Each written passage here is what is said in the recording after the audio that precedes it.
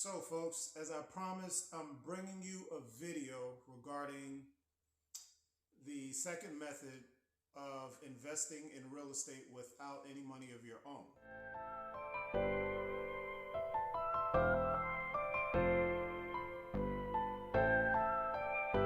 It's great on pretty nigga. Yeah, see my homie and that. All right, now this strategy will cost you no money up to whatever you want to spend, depending on how how far you want to take it. And that method is called the wholesaling method. Okay, so as much as I hate to give this example, but it is basically a method to where you're essentially acting as a realtor without a license, and you're doing it all legally. Check with your local laws, your state laws regarding the wholesale process, because I hear that some of the laws are changing, but essentially you're acting as a real estate agent without a real estate license. Um, and I say that because just like a realtor or a real estate agent, I should say, like myself, you find a seller and you find a buyer and you put those two together and you make money. And that's essentially what we do as realtors. We market for sellers, find buyers, market for buyers, whatever the case may be. You get a commission off of that. But in this case, you're not actually selling the real estate. So you're really not selling real estate, I should say. We have a term that we use. We call it selling the paper, right? So you're actually selling the contract. So let me give you a quick example of wholesaling. Wholesaling is basically where you're going to seek out sellers that are in distress most of the time. So you want to find distressed properties. When you find these distressed properties, you want to contact the seller and you want to put these properties under contract. And the reason you want to put them under contract is because you can usually get them at a deep discount. So with that said, you want to find a seller that's in distress, and I hate to keep repeating myself. And once you find that seller, you basically take a look at the property. The worse the property, the better. Okay? So once that property is in terrible condition, that's negotiating strength for you. So you're going to negotiate the lowest price possible on purchasing that property. And once you do that, let me give you a quick example. So let's say, for instance, properties in the area are going for X amount of dollars. Let's say the neighborhood value is 200,000. Okay, so you found this property. It's run down. It needs all type of work done. Let me just throw out some numbers there. Let's say, for instance, all right, the ARV is at 200,000. You find this property. It's run down, and you're able to negotiate with the seller a deal of, let's say, $50,000. You're able to purchase that. Well, not purchase. You're able to get that property under contract for $50,000. So that property is now under contract under your company name for $50,000.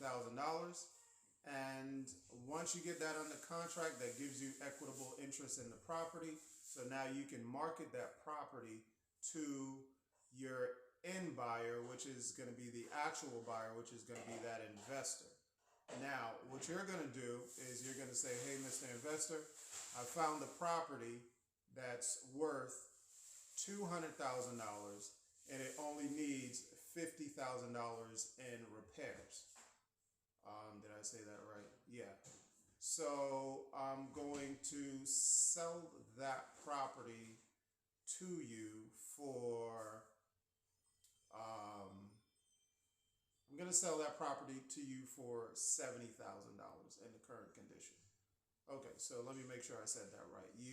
Now you got it under contract for 50. That's not really what you're discussing with the end buyer, the investor. You're basically telling him, hey, I got a property. I could sell it to you or I could assign that property to you for 70,000. The aftermarket value is 200,000, and the repairs on the property. Let's just to make it simple math is 30,000. So that investor can now go ahead and basically he's going to do his calculation, and let's say it cost him $100,000 basically to do the whole deal and get that fixed up. So that means on the end he can sell that property for $200,000 and make a $100,000 profit. So where you come in is you have the seller under contract for $50,000, right? And you go to Mr. Investor, tell him, hey, I got a deal for you for $70,000, and then you assign your contract with the seller to the investor, and then once you go to closing, out of that deal, you're going to get cut a check for $20,000, and the seller is going to get that $50,000 that they went under contract with you for. The end buyer now came to closing with $70,000, paid out you and the seller, and now he has $30,000 of work that he puts in the property. He does that, so he's all in $100,000, and he puts it back on the market for $200,000, and he makes a $100,000 profit. Just an overview. That's how the wholesaling process works. You're basically the middleman. You're putting buyers and sellers together, and you're making quite a bit of money in between. Now, it's going to vary from state to state, location. It depends on your market, on how big your profits can be. But essentially, we're going to give you more information on that. We're putting together a course that's going to teach you, investing A to Z different methods, and you can get that information once that's available. In the meantime, you subscribe to the Garage Billionaire podcast on YouTube. Subscribe to the Instagram channel 10x Closer and the Garage Billionaire on Instagram, and we will continue to give you more ways and different strategies on investing in real estate with and without any money. Have a good day. My homie done died on the speed day. It got me stressing, got me riding on the freeway. If I had a chance, I would've swept and called it Boomstay. In these streets, it get tough, so really who safe? Gotta consider my life, I think about it each day. In the jungle with the lions, I'm living these days. Homies locked up in the feds when on release days. Road running out and travel by like 3 states. I know, I made some mistakes. I know, I think about it each day. Fucking around with the wrong niggas. Fucking around, I bust the wrong tricks.